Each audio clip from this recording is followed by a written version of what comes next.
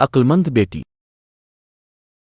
بہت عرصہ پہلے کی بات ہے، ایک شہر میں ایک تاجر یوکا کے رہتا تھا۔ اس کے گھر میں اس کی بیوی یارا اور 3 بیٹیاں، بڑی بیٹی انایارا، منجلی بیٹی نیالی اور چھوٹی بیٹی لومینا رہتی تھیں۔ سال میں 2 مرتبہ اپنے کاروبار کے سلسلے میں یوکا کے دور دراز شہر جاتا تھا۔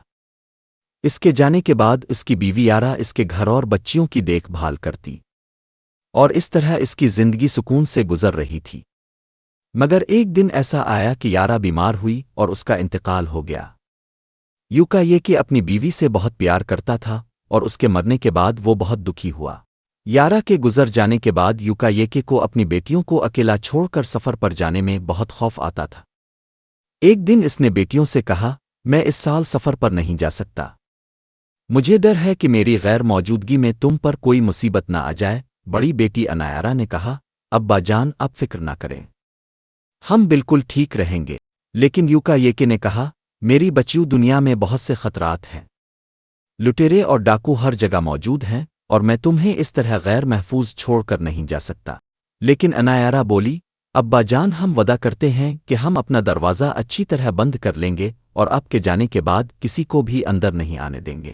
یوکا کہ نہ مانا، لیکن اس کی بیٹیوں نے اصرار کیا، اور آخر کار بیٹیوں کے وعدے پر بھروسہ کرتے ہوئے وہ سفر پر روانہ ہو گیا، مگر اس کا دل اب بھی فکر مند تھا۔ اس شہر کے باہر ایک ڈاکوؤں کا گروہ رہتا تھا، جن کا سردار بہت چالاک تھا۔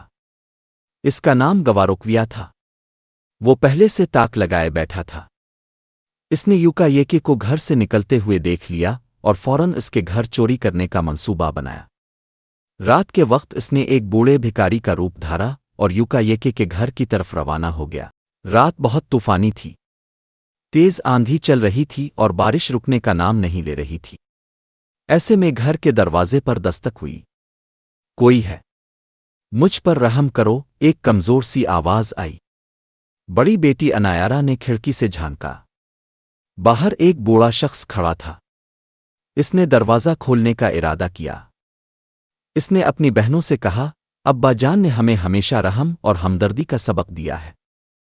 اس طوفانی رات میں ہمیں اس بوڑھے شخص کی مدد کرنی چاہیے۔ درمیانی بہن نیالی نے کہا، ہاں یہ تو واقعی بے چارہ لگ رہا ہے، لیکن سب سے چھوٹی بہن لومینا نے یاد دلایا، ہم نے ابا جان سے دروازہ نہ کھولنے اور کسی کو اندر نہ بلانے کا وعدہ کیا تھا۔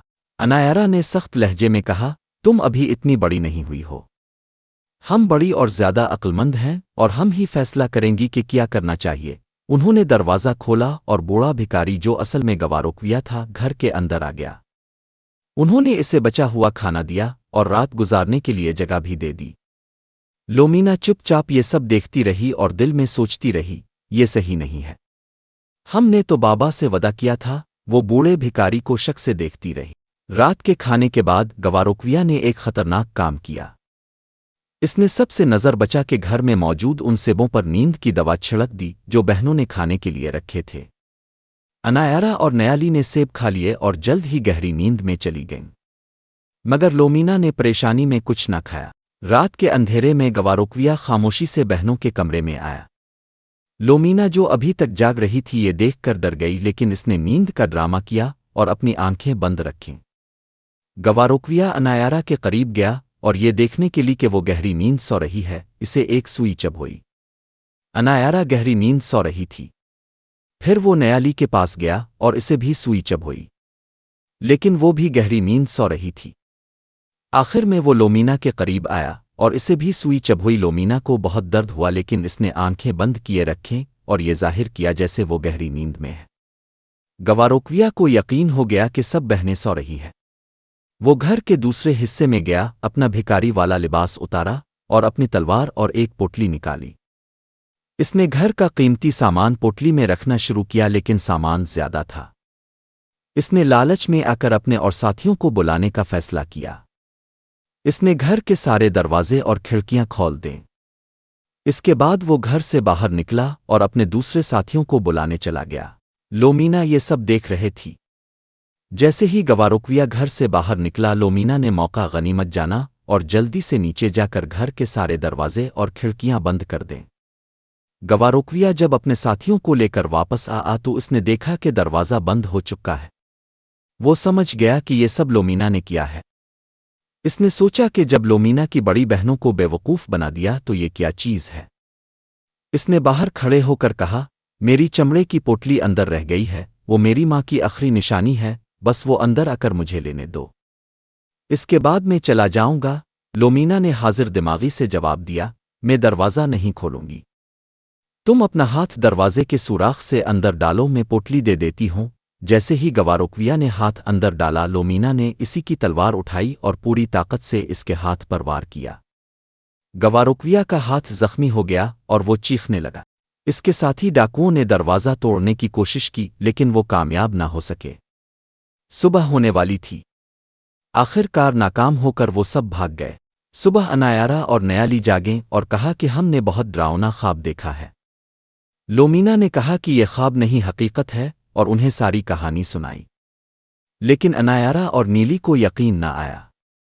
تب جا کر لومینا نے انہیں ڈاکوؤں کے سردار کی تلوار اور پٹلی دکھائی تو انہیں یقین آیا۔ اب انایارا اور نیالی پچھتاتی رہیں، ہم نے کیوں ابا جان سے کیا ہوا وعدہ توڑا۔ جب یوکا یہ کہ واپس آیا تو لومینا نے اسے ساری بات بتائی۔ وہ بہت خوش ہوا اور اس نے لومینا کی بہادری کی تعریف کی۔ یوکا یہ نے لومینا سے کہا، پیاری بیٹی، ہم سب کو تمہاری عقل اور سمجھداری کا اعتراف کرنا ہوگا۔ بے شک تم نے اپنی عقل اور حوصلے سے ہمیں ایک بڑے نقصان سے بچایا ہے۔ اس کہانی سے ہمیں یہ سبق ملتا ہے کہ ہمیں ہمیشہ اپنے بڑوں کی نصیحتوں پر عمل کرنا چاہیے کیونکہ وہ ہماری بھلائی کے لیے ہوتی ہے۔ اپنی عقل و دانش اور حاضر دماغی کا استعمال مشکل وقت میں ہمیں بڑی مصیبتوں سے بچا سکتا ہے۔ لالچ اور بدنیتی کا انجام ہمیشہ برا ہوتا ہے، جبکہ سچائی اور ہمت ہمیشہ کامیابی لاتی ہے۔